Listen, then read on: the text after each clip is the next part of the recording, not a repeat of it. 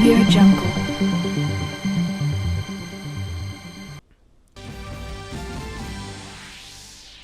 CBSE और ICSE board ने supreme court को 12वीं कक्षा के मूल्यांकन का फॉर्मूला बताया। अटॉर्नी जनरल ने अदालत से कहा, जो बच्चे परिणाम से नहीं होंगे संतुष्ट, उनको स्थिति सामान्य होने पर दिया जाएगा परीक्षा देने का मौका।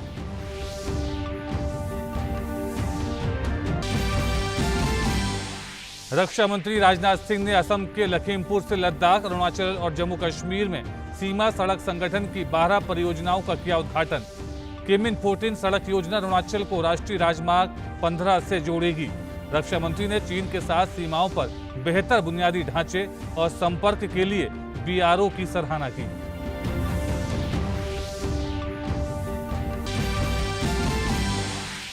देश में थम रही है कोरोना संक्रमण की रफ्तार। सक्रिय मरीजों की संख्या घटकर हुई 8,26,000 के करीब। लगातार 35वें दिन दैनिक आधार पर स्वस्थ होने वालों की संख्या नए संक्रमितों से अधिक। रिकवरी दर बढ़कर हुई 95.93%। देश में अब तक दी गई वैक्सीन की 26 करोड़ 55 लाख से अधिक खुराक। राष्ट्रीय जांच एजेंसी ने शिवसेना नेता और मुंबई पुलिस के पूर्व एनकाउंटर स्पेशलिस्ट प्रदीप शर्मा को किया गिरफ्तार। मुकेश अंबानी के आवास के पास विस्फोटकों से लदी एक एसयूवी के मामले में एनआईए की टीम ने प्रदीप शर्मा को लिया है हिरासत में। भारतीय कोस्ट गार्ड ने दिखाई दिलेरी। अरब सागर में फंसे बार्ज एमवी मंगलम से 16 चालक दल को बचाया। सभी चालक दल के सदस्य सुरक्षित।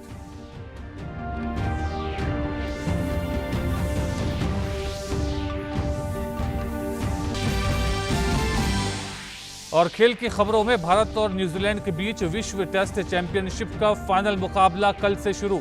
मुकाबले का सीधा प्रसारण डीडी फ्री डिश डीटीएच के डीडी स्पोर्ट्स 1.0 में किया जाएगा। वहीं डीडी फ्री डिश के उपभोक्ता मुकाबले का आंखों देखा हाल ऑल इंडिया रेडियो में सुन सकते हैं। और यूरो कप में आज होंगे 3 मुकाबले। ग्रुप बी की टॉप टीम बेल्जियम की होगी डेनमार्क से भिड़ंत। वहीं ग्रुप सी में यूक्रेन और नॉर्थ मैसिडोनिया के बीच होगा मैच। वहीं एक अन्य मुकाबले में ऑस्ट्रिया और एम्स्टर्डम की टीमें होंगी आमने सामने। नमस्कार, समाचारों में आपका स्वागत है। मैं हूं नदीम अंसारी। सीबीएसई और आईसीएसई बोर्ड ने आज सुप्रीम कोर्ट को 12वीं कक्षा के मूल्यांकन का फॉर्मूला बता दिया है। अटॉर्नी जनरल ने कोर्ट को बताया कि 13 एक्सपर्ट कमेटी ने सीबीएसई में अंक देने की स्कीम निर्धारित की है, जिसमें 10वीं, 11वीं और 12वीं तीनों कक्षाओं के परफॉर्मेंस को 12वीं बोर्ड में अंक मूल्यांकन का आधार बनाया गया है। जो छात्र अंकों और ग्रेडिंग से संतुष्ट नहीं होंगे, उन्हें स्थिति सामान्य होने पर परीक्षा देने का मौका दिया जाएगा। ग्रेडिंग के जरिए परिणाम 31 जुलाई तक जारी होंगे। गुरुवार को असम के लखीमपुर जिले में किमिन 14 रोड सहित उत्तर पूर्व में 12 सड़क परियोजनाओं का उद्घाटन के मौके पर रक्षा मंत्री राजनाथ सिंह ने कहा कि देश के उत्तर पूर्वी हिस्से में लंबे समय से विकास का कार्य नहीं हुआ है, लेकिन प्रधानमंत्री नरेंद्र मोदी के नेतृत्व में अब जिस तरह से विकास किया जा रहा है वो काबिले तारीफ है। डबल लेन वाली 20 किलोमीटर लंबी सड़क को सीमा सड़क संगठन बीआरओ द्वारा निर्मित किया गया है। इसके निर्माण पर करीब 97 करोड़ रुपए की लागत आई है। ये सड़क अरुणाचल प्रदेश में प्रस्तावित औद्योगिक बेल्ट के लिए बूस्टर का काम करेगी। इस सड़क के जरिए अरुणाचल प्रदेश की चीन से सटी हुई सीमा पर सेना के साजो सामान को तेजी से पहुंचाया जा सकेगा। साथ ही इससे अरुणाचल प्रदेश के लोगों को असम से आवागमन और सामान को लाने और ले जाने में भी सहूलियत होगी। ये सड़क असम से सुबनसिरी जिले को जोड़ने के लिए मुख्य मार्ग के रूप में भी काम करेगी। रक्षा मंत्री ने पिछले 7 वर्षों के दौरान बीआरओ द्वारा किए गए कार्यों की प्रशंसा करते हुए कहा कि सड़क परियोजनाओं और अन्य बुनियादी ढांचे को विकसित करने के लिए इसके बजट में लगभग 3 से 4 गुना वृद्धि की गई है। जो हम विकास कर रहे हैं नॉर्थ ईस्ट रीजन का, मैं समझता हूं कि ये बहुत सारी समस्याओं का समाधान जो इस नॉर्थ ईस्ट रीजन की करने में हमको कामयाबी हासिल होगी। लेकिन जो सड़कों का निर्माण बॉर्डर रोड ऑर्गेनाइजेशन ने किया है, मैं बॉर्डर रोड ऑर्गेनाइजेशन की अद्भुत क्षमता की तहे दिल से मैं प्रशंसा करता हूं। सचिन वाजे केस में आज शिवसेना नेता और पूर्व एनकाउंटर स्पेशलिस्ट प्रदीप शर्मा के घर पर राष्ट्रीय जांच एजेंसी ने छापा मारा। उद्योगपति मुकेश अंबानी के घर के पास विस्फोटकों से लदी एक एसयूवी बरामद होने के मामले में एनआईए की टीम ने आज तड़के प्रदीप को हिरासत में ले लिया। एजेंसी शर्मा से पहले कई बार लंबी पूछताछ कर चुकी है। एनआईए ने बुधवार को इस मामले में 2 अन्य आरोपियों को गिरफ्तार किया था, जो 21 जून तक हिरासत में रहेंगे। महत्वपूर्ण स्वास्थ्य चुनौतियों से निपटने के लिए सीएसआर पहल के माध्यम से व्यावसायिक क्षेत्र द्वारा बढ़े हुए योगदान को प्रोत्साहित करने के लिए बैठक की गई। विभिन्न हितधारकों के साथ वर्चुअल रूप से आयोजित इस बैठक की केंद्रीय स्वास्थ्य और परिवार कल्याण मंत्री डॉक्टर हर्षवर्धन ने अध्यक्षता की। पेश है हमारे संवाददाता गिरीश निशाने की रिपोर्ट। दुर्लभ रोगों से ग्रसित मरीजों के इलाज और महत्वपूर्ण स्वास्थ्य चुनौतियों से निपटने के लिए गुरुवार को केंद्रीय स्वास्थ्य और परिवार कल्याण मंत्रालय द्वारा एक वर्चुअल बैठक का आयोजन किया गया। सीएसआर पहल के जरिए कॉरपोरेट्स द्वारा बढ़े हुए योगदान को प्रोत्साहित करने के लिए आयोजित इस बैठक में पब्लिक और प्राइवेट सेक्टर, सरकार और विभिन्न विभागों के 150 से ज्यादा प्रतिनिधियों ने हिस्सा लिया, जिनकी अध्यक्षता केंद्रीय स्वास्थ्य एवं परिवार कल्याण मंत्री डॉक्टर हर्षवर्धन ने की। हमारे मंत्रालय के निमंत्रण पर आज रेयर डिजीज़ से ग्रसित बच्चों के लिए जो भारत सरकार ने नेशनल पॉलिसी बनाई है, उसको 2021 में देश के सामने समर्पित किया है। कोविड की जंग को लड़ते हुए भी जिस पॉलिसी को बनाने में हमारे संबंधित एक्सपर्ट्स ने किसी भी प्रकार से कोई ढील नहीं दी, चूक नहीं की। इस मौके पर केंद्रीय स्वास्थ्य मंत्री ने कहा कि जैसे देश में चेचक और पोलियो जैसी बीमारियों को खत्म किया गया, वैसे ही वर्ष 2025 तक देश को टीबी मुक्त बनाने का संकल्प लिया गया है, जिसे लेकर लगातार प्रयास जारी है। जिस प्रकार से भारत ने चेचक और पोलियो जैसी बीमारी को जड़ से समाप्त किया, उसी प्रकार से हम दुनिया के 2030 के लक्ष्य से 5 साल पहले अपने प्रधानमंत्री के आह्वान पर 2025 तक पूरे देश से टीबी जैसी बीमारी को भी हम एलिमिनेट करना चाहते हैं। गौरतलब है कि दुनिया भर में दुर्लभ रोगों से करीब 8% लोग जूझ रहे हैं। ऐसे में देश के वो बच्चे जो दुर्लभ रोगों से ग्रसित हैं, उनके इलाज में व्यावसायिक क्षेत्र की सीएसआर पहल काफी मददगार साबित होगी। डिवाइस तैयार किया है जो सार्वजनिक स्थलों पर सोशल डिस्टेंसिंग के नियम लागू करने में मददगार साबित होगा। ये डिवाइस किसी खास जगह लोगों की भीड़ को नियंत्रित करने में सक्षम है। कोरोना वायरस के प्रसार को रोकने में ये डिवाइस कारगर साबित हो सकता है। देश में कोविड-19 महामारी की दूसरी लहर गुजर जाने के बाद कई राज्यों में अनलॉकिंग की प्रक्रिया जारी है, लेकिन कोविड को फिर से फैलने से रोकने के लिए सावधानी बरतना और सोशल डिस्टेंसिंग के नियमों का पालन करना बेहद जरूरी है। खास तौर पर हमें ये सुनिश्चित करना होगा कि विभिन्न सार्वजनिक जगहों पर भीड़ इकट्ठी ना हो। नई दिल्ली के कक्षा 6 में पढ़ने वाले एक स्कूली छात्र हितेन गौतम ने ऐसा डिवाइस विकसित किया है जो सार्वजनिक जगहों पर सोशल डिस्टेंसिंग के नियम लागू करने में मददगार साबित होगा। इस एंट्री एंड एग्जिट डिवाइस की मदद से किसी खास जगह पर लोगों की भीड़ को सीमित किया जा सकता है। We should all follow COVID-19 protocols, so I have made an entry-exit device. In the entry-exit device, I have used IR sensors to sense the person, Arduino Uno for coding, LCD display to display, and breadboard, LED, and some jumper wires. As according to the COVID-19 protocols, in the public places, limited people are allowed to enter, and as my device will allow the entry of 5 people and then restrict the entry after that. इस device को इस तरह programme किया गया है कि जैसे ही किसी परिसर के अंदर लोगों की संख्या तय सीमा तक पहुंच जाएगी, सर्किट बोर्ड पर लगी लाल रंग की LED लाइट जलने लगेगी। अन्य लोगों को परिसर में प्रवेश करने की अनुमति तभी मिलेगी जब पहले से अंदर मौजूद लोग बाहर आ जाएं। हितेन ने अपने स्कूल के अटल टिंकरिंग लैब की मदद से इस डिवाइस को बनाने में सफलता पाई। इसका इस्तेमाल दफ्तर, बाजार, शॉपिंग मॉल और रेलवे स्टेशन जैसी जगहों पर किया जा सकता है। Nishant Saurabh, DD news, Delhi. और अब बात करते हैं भारतीय राष्ट्रीय राजमार्ग प्राधिकरण यानी NHAI की। NHAI ने अपनी सभी परियोजनाओं की ड्रोन से मासिक वीडियो रिकॉर्डिंग को अनिवार्य कर दिया है।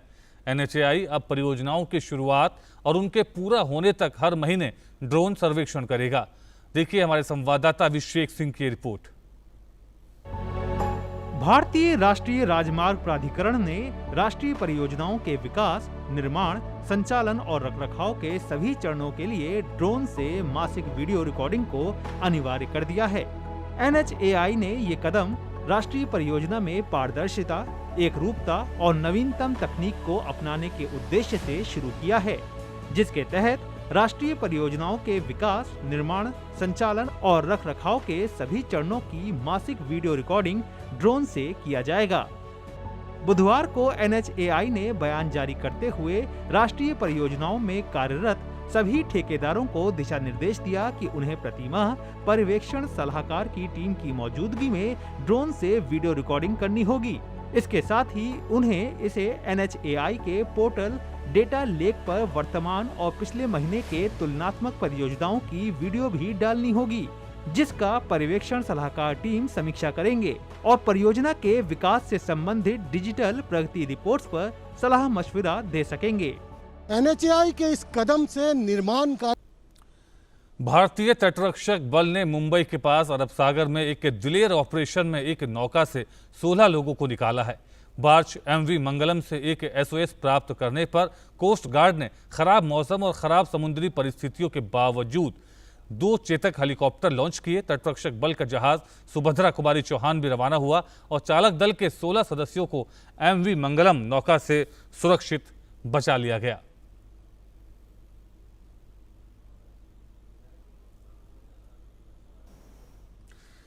और खेल की खबरों में 18 जून से भारत और न्यूजीलैंड के बीच विश्व टेस्ट चैंपियनशिप की शुरुआत होने जा रही है।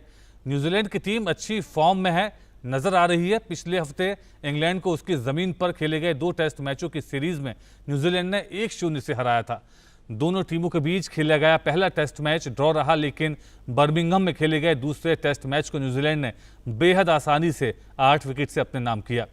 दुनिया की नंबर 1 और नंबर 2 टेस्ट टीमों के बीच होने वाली इस भिड़ंत में कई खिलाड़ियों की आपसी भिड़ंत पर भी सबकी नजर रहेगी।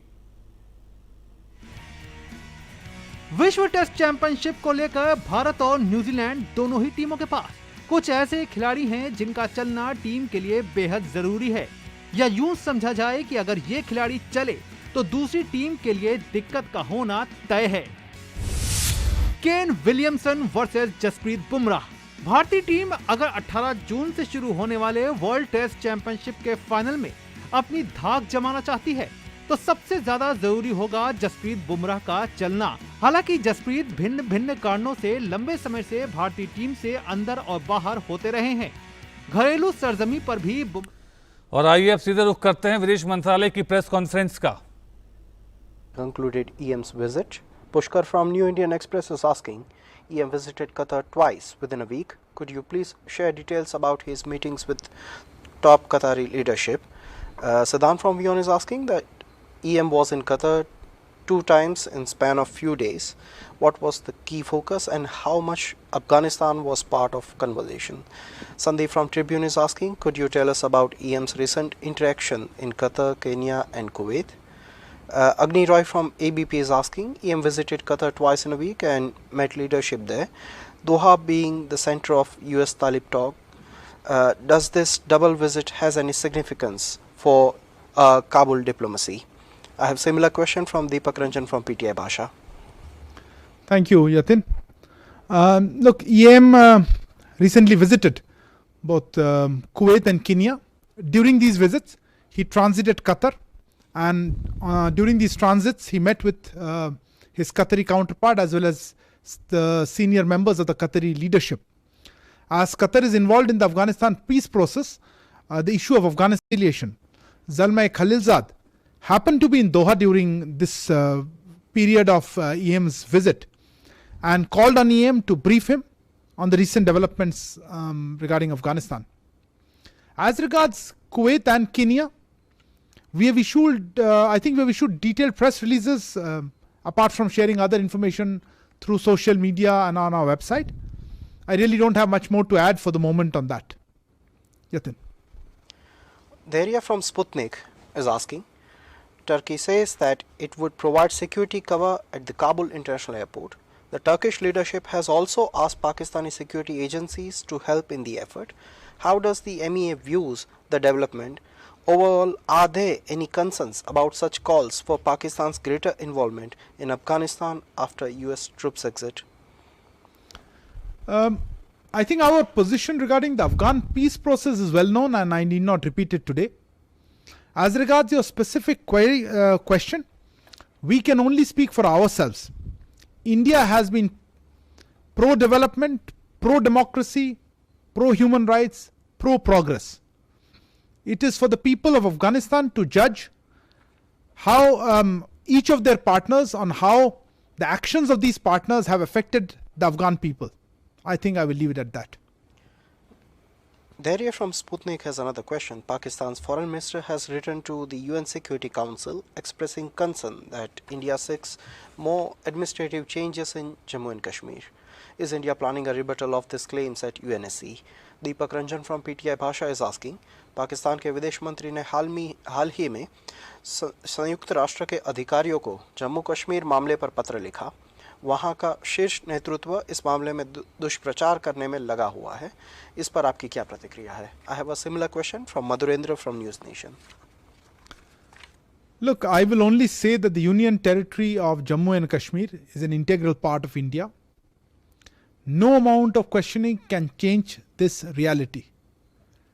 Also, cross-border terrorism is unacceptable and no amount of justification can make it acceptable. Manush from PTI is asking, was there any problem between India and Pakistan on issuance of assignment visas? If yes, has the issue been resolved? Look, these are routine administrative matters. I understand both sides cleared all pending assignment visas yesterday. Deepak Ranjan from PTI Bhasha is asking, Pakistan की अदालत में कुलभूषण जाधव के लिए वकील नियुक्त करने की याचिका पर सुनवाई अक्टूबर तक बढ़ाई गई है। इस मामले में ताज़ा स्थिति क्या है? Pranay from ABP news is asking, Pakistan में इस्लामाबाद हाई कोर्ट ने कुलभूषण जाधव के लिए वकील नियुक्त करने के मामले पर सुनवाई को अक्टूबर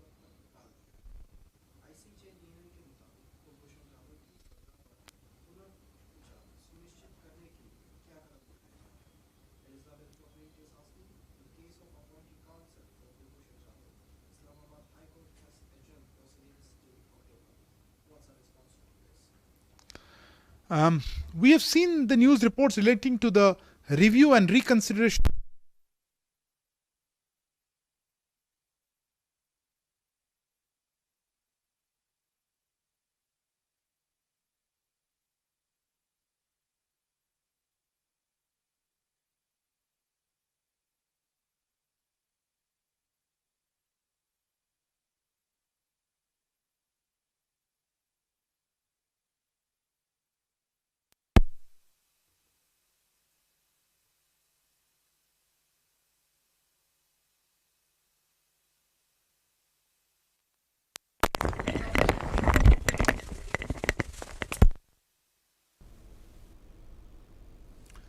अभी आप सुन रहे थे अरिंदम बागची को, जो कि विदेश मंत्रालय के प्रवक्ता हैं, जिन्होंने पत्रकारों के सवालों के जवाब दिए और कई तरह के उनसे विदेश नीति से संबंधित सवाल किए गए, जिसमें विदेश मंत्री के विदेश दौरे के बारे में भी सवाल किया गया और साथ ही साथ इसके अलावा जो सवाल थे वो थे कि किस तरह से कुलभूषण जाधव के मामले पर पाकिस्तान की कोर्ट में सुनवाई चल रही है और उनको वकील उपलब्ध कराने को लेकर जो सुनवाई थी वो स्थगित की गई, वो सवाल उनसे किए गए थे। और ये प्रेस वार्ता में एक बार फिर रुक करते हैं विदेश मंत्रालय की प्रेस कॉन्फ्रेंस का। Saying on the Kulbhushan Jadhav case, we have seen the news reports relating to the Review and Reconsideration Bill 2020 that has been passed by the National Assembly of Pakistan. The bill codifies into law the earlier ordinance frankly, with all its shortcomings. It does not create a machinery to facilitate effective review and reconsideration of Sri Jadhav's case, as mandated by the judgment of the International Court of Justice. The ICJ had ruled that Pakistan was in breach of its international obligation because of the failure to provide consular access to Sri Jadhav. The ordinance, and now the bill, invites the municipal courts in Pakistan to decide whether or not any prejudice has been caused to Sri Jadhav on account of the failure to provide consular access. This is clearly breach of the basic tenet that municipal courts cannot be the arbiter of whether a state has fulfilled its obligations under international law. Not only this, it further invites the municipal court to sit in appeal, as it were, over the judgment of the ICJ.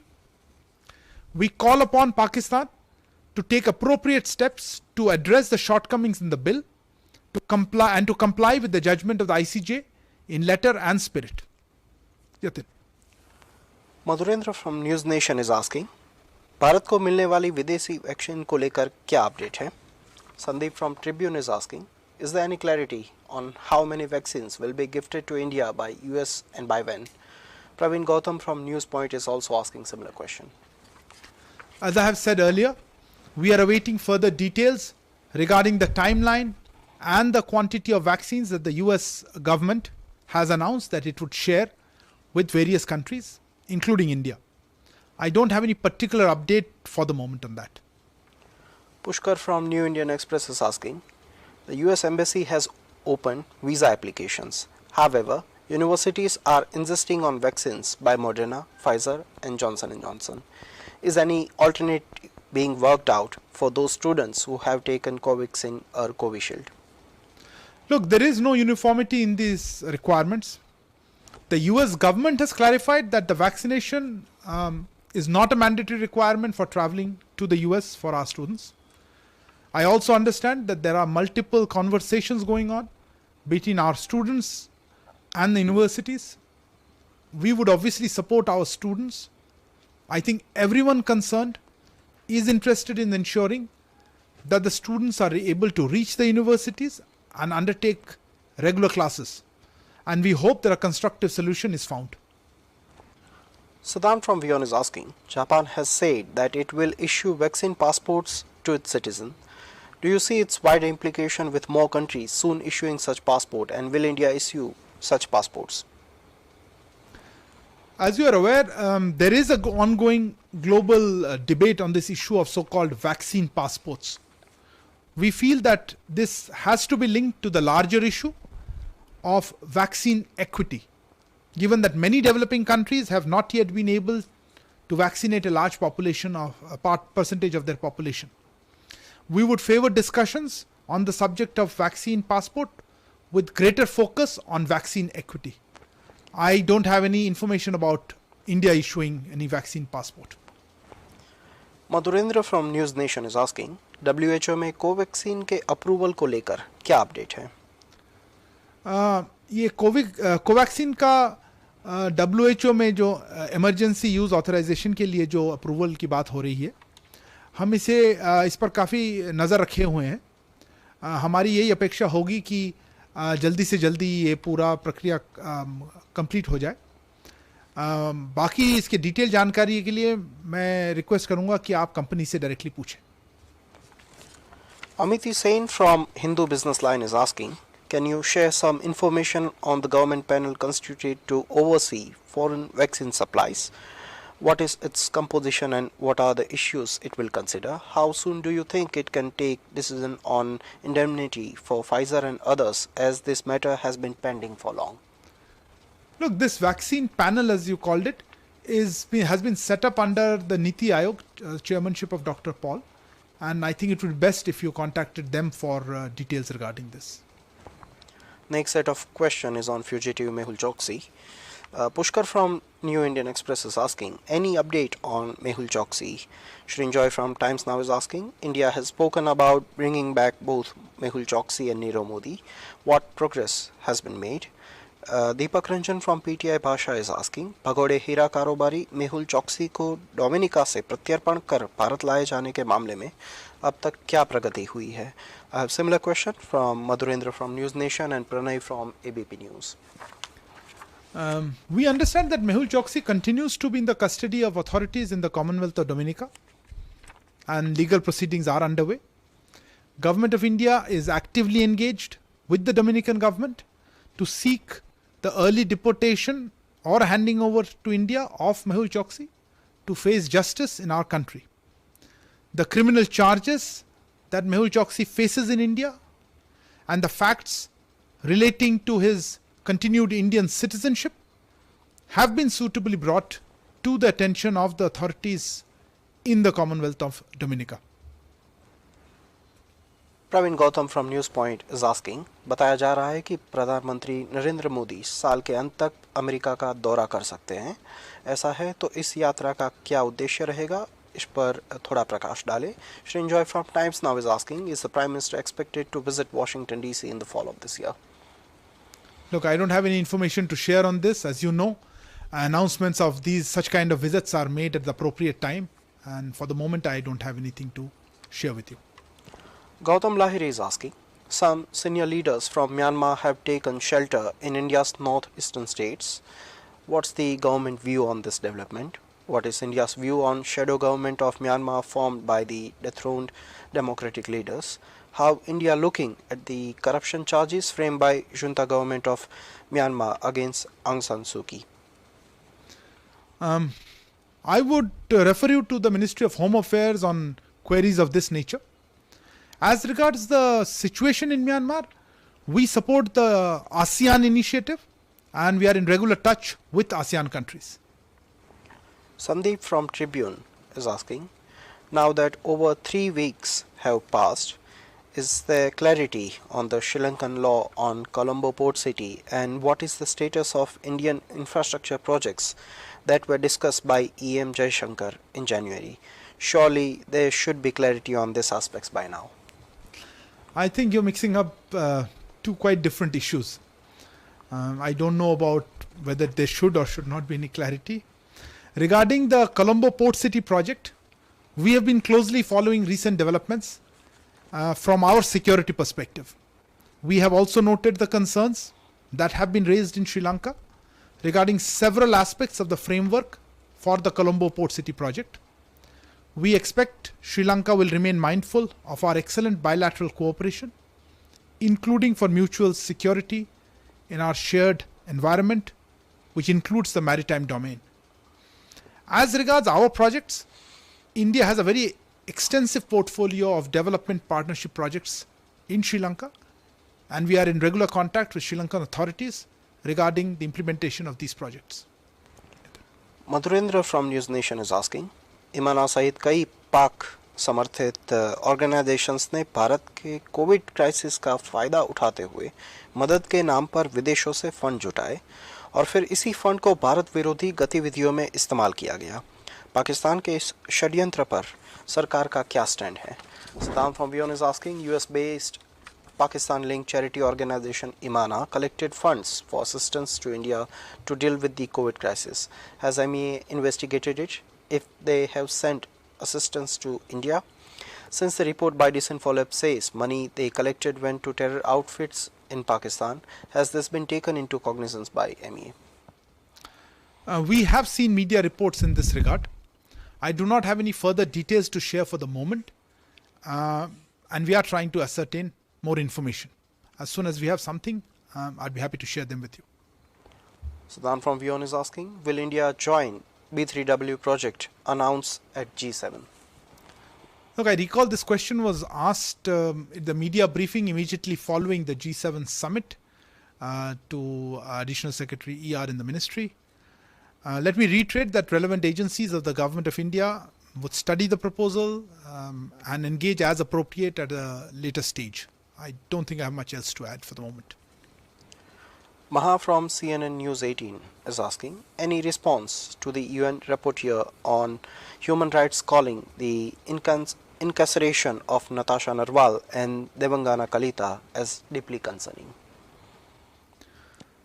Look, I don't have an immediate response. However, I understand that this refers to an ongoing judicial process, and we would expect UN special rapporteurs to respect and have a more informed understanding of our legal proceedings. Pranay from ABP News is asking, अमेरिकी media में हाल में कुछ commentary देखी गई जो कोविड-19 के हालात और भारत अमेरिका संबंधों के भविष्य तथा क्वाड की साझेदारी पर टिप्पणियां करती है. इसे आप किस तरह देखते हैं? Srinjoy from Times Now is asking, there have been reports about India being the weakest link of the Quad. How do you view the statement? Similar question from Aditya from CNN News 18. Look, by now the Quad and the world know India's value. The article in question is clearly uninformed. Whether the article has an inherent bias has been answered already through the tweet by Lisa Curtis, who herself had been quoted in the article but has dissociated herself from the overall message or target of the article. Srinjoy from Times Now is asking, is a WMCCR commander level talks likely very soon? Ranjit Kumar from Rakshat News is asking, has China proposed new round of military talks at the level of divisional commanders? Deepak Ranjan from PTI Bhasha is asking, पूर्वी लद्दाख में चीन के साथ गतिरोध की ताज़ा स्थिति क्या है? इस घटना के एक साल गुजरने के बाद क्या प्रगति हुई है? I have a similar question from Madhurendra from News Nation. Let me reiterate that early completion of disengagement in the remaining areas could pave the way for both sides to consider de-escalation of forces and ensure full restoration of peace and tranquility, and thereby enabling progress in bilateral relations.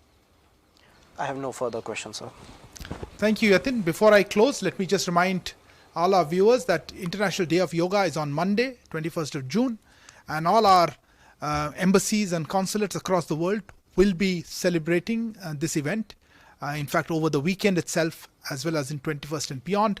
Please tune into this channel as well as on our social media platforms to keep abreast of how MEA celebrates yoga across the world. Thank you. Good evening.